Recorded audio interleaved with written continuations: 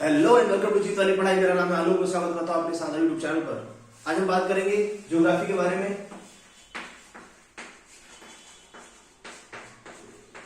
और ये पूरा सिलेबस सुपर टेट को कंसीडर करके पढ़ाया जा रहा है। सुपर टेट के लिए पढ़ाया जा रहा है। हमारा टॉपिक होगा ऊर्जा संसाधन।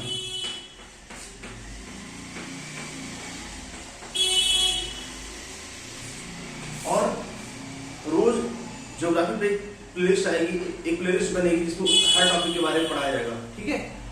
सबसे पहले हमारे धरती पर ऊर्जा का सबसे बड़ा स्रोत क्या है, प्रमुख स्रोत क्या है? वो है सूर्य। ठीक, जो एक प्रमुख स्रोत है।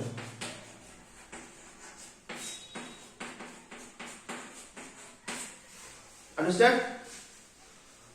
सूर्य से हमें क्या मिलती है? ऊर्जा मिलती है। और उस ऊर्जा का क्या कहते हैं हम? सौर ऊर्जा कहते हैं। इस ऊर्जा को क्या कहते हैं? सौर ऊर्जा कहते हैं। ठीक है। और प्रत्यक्ष रूप से हो या अप्रत्यक्ष रूप से हो, हम इस ऊर्जा का प्रयोग अपने विकास के लिए करते हैं। ठीक है। इसी से हमारे कार्यों का संपादन होता है। जैसे पेड़ अपना भोजन बनाते हैं, हरी पत्तियों द्वारा प्रकाश संश्लेषण की क्रिया होती है, कपड़े सूख जाते हैं। ठीक है। प्रत्येक जीव, मतलब इस धरती पर प्रत्येक जीव जो है वो अपने कार्य का संपादन करता है। प्रत्येक जीव अपने कार्य का संपादन करता है। ठीक है। समझ में आया? इससे आगे बढ़ेंगे।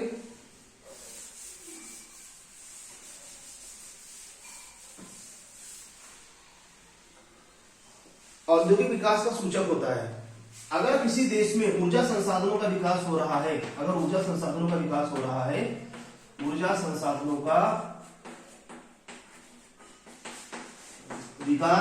है, तो हम कहते हैं कि उस देश में औद्योगिक विकास हो रहा है। औद्योगिक विकास हो रहा है।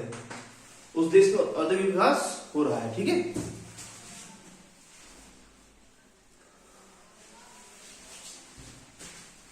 फिर जो ये सुनिश्चित करेगा,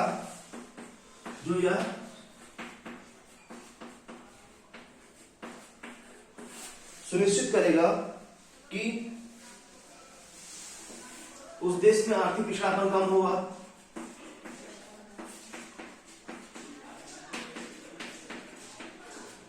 कुपोषण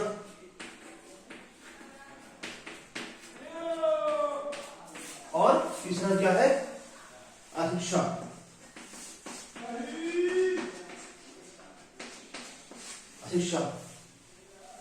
इन सभी समस्याओं का समाधान कौन करता है?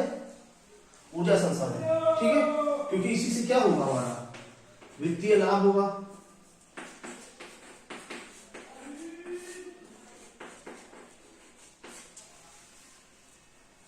ठीक। इन समस्याओं का समाधान करते हैं। अंडरस्टैंड?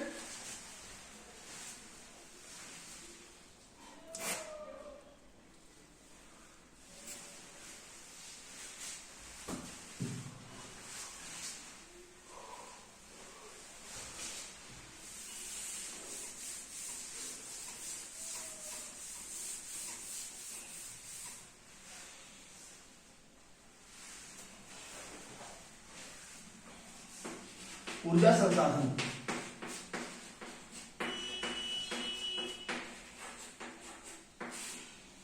का उपयोग ऊर्जा उत्पन्न करने के लिए किया जाता है।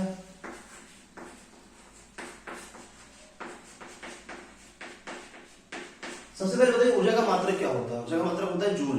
ठीक है। एक अर्ग में 10⁻⁷ जूल होते हैं। ऊर्जा उत्पन्न करने के लिए किया जाता है।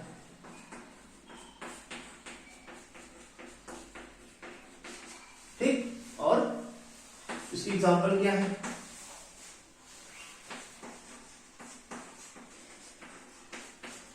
कोयला है, पेट्रोलियम है, प्राकृतिक गैस है,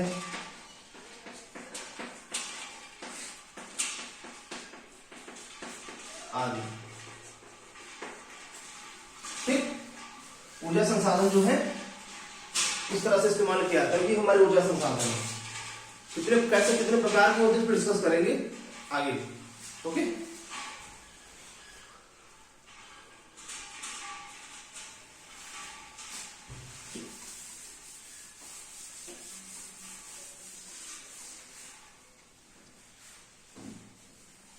ऊर्जा संसाधनों का वर्गीकरण।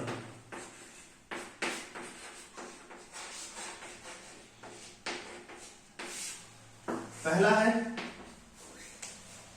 परंपरागत प्रयोग के आधार पर और गैर परंपरागत।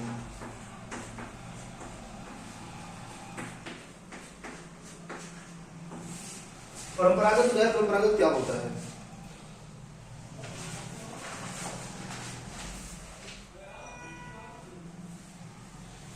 परंपरागत ऊर्जा का प्रयोग, परंपरागत ऊर्जा के उन स्रोतों को कहते हैं जो पारंपरिक तौर पर हमारे पूर्वज इस्तेमाल करते आ रहे हैं। ठीक है, और गैर पारंपरिक ऊर्जा के स्रोत उन्हें कहते हैं जिनका प्रयोग करते नहीं प्रयोग कर रहे। जैसे जैसे जैसे परंपरागत ऊर्जा का स्रोत क्या है? जैसे कोयला हो गया, पेट्रोलियम हो गया, ठीक है, चारकोल हो गया, सूखा गोबर हो गया, प्राकृतिक गैस हो गई, खनिज तेल हो गया, ये सब पारंपरिक ऊर्जा के स्रोत है। ठीक है, और जो गैर पारंपरिक ऊर्जा के स्रोत है वो है उसको नवाचार द्वारा बनाया जाता है, सीमित मात्रा में इसका प्रयोग किया जाता है। सौर ऊर्जा है, लेकिन सौर ऊर्जा कैसे बनती है? सौर ऊर्जा सोलर प्लेट से बनती है ना, ऐसा तो है नहीं सौर लाइट पड़ती है तो ऊर्जा मिलती है, उसके लिए सोलर प्लेट बनाया गया, इनोवेशन किया गया तो उससे सौर ऊर्जा बनी। तो सौर ऊर्जा, पवन ऊर्जा, भूतापीय ऊर्जा, बुझारी ऊर्जा है ना, और इससे भी ऊर्जा क्या है? गैर परंपरागत स्रोत के अंतर्गत आती है। ठीक है, इसका के नेक्स्ट वीडियो में पढ़ेंगे।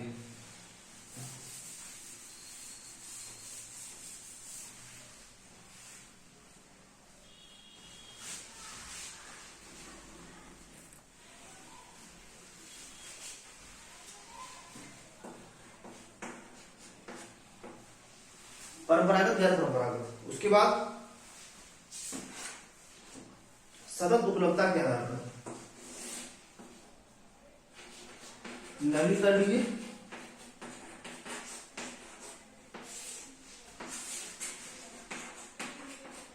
अनवीकरणीय,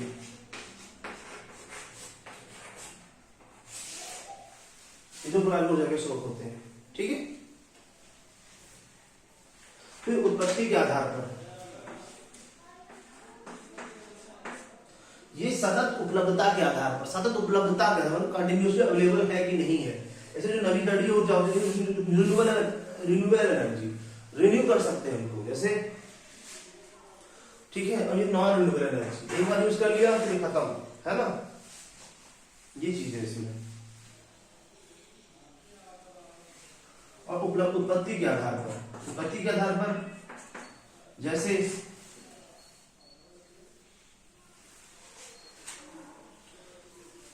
एक शॉर्टकट याद कर लीजिए, JAHS। देखिए ये क्या है? जीवाश्म। कौन सी है? जीवाश्म।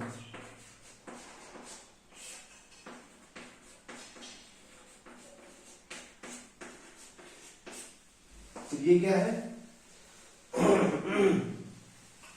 एटॉमिक एनर्जी, परमाणु ऊर्जा।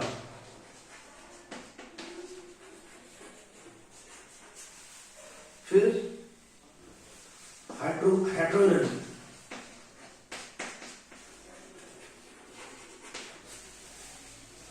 ठीक है, उसी तरह से पढ़ देता हूं मैं, सुन लीजिए। फिर solar energy, wind energy, tidal energy, geothermal energy जिसे समुद्र तापीय ऊर्जा कहते हैं, और भूतापीय ऊर्जा, ज्वालीय ऊर्जा और तरंग ऊर्जा, ये सब ऊर्जा है। परंपरागत प्रयोग के आधार पर ट्रेडिशनली यूज होता था तो उसको कैसे यूज करते थे, और कुछ नवाचार द्वारा सीमित मात्रा में अवेलेबल है, जैसे सौर ऊर्जा है, मौल ऊर्जा है, भूतापीय ऊर्जा है, ज्वालीय ऊर्जा है, ये सब क्या है, गैर पारंपरिक ऊर्जा है। ऊर्जा के स्रोतों की बात करेंगे।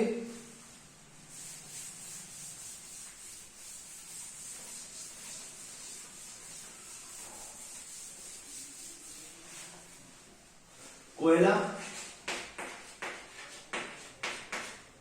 60.9% अवेलेबल है।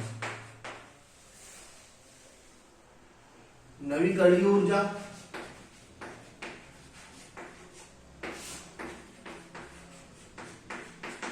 25.9% अवेलेबल है। परमाणु लिग्नाइट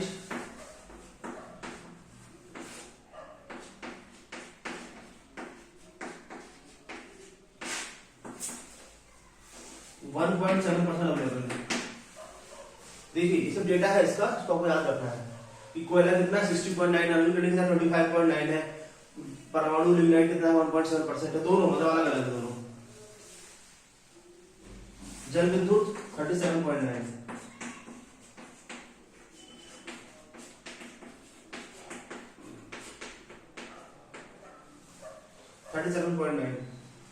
प्राकृतिक गैस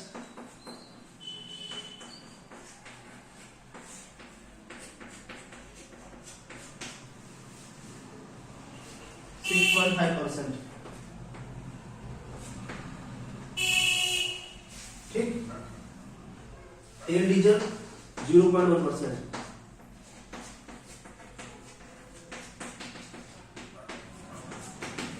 अंडरस्टैंड। हाइड्रोकार्बन से निर्मित ठोस जो होता है वो संस्करित सैल होता है। ठीक है, ज्वलनशील सैल पदार्थों से मिलकर बना होता है। जीवांश जो होते हैं उसमें carbon, hydrogen, oxygen, phosphorus, sulphur मिला होता है। ठीक है,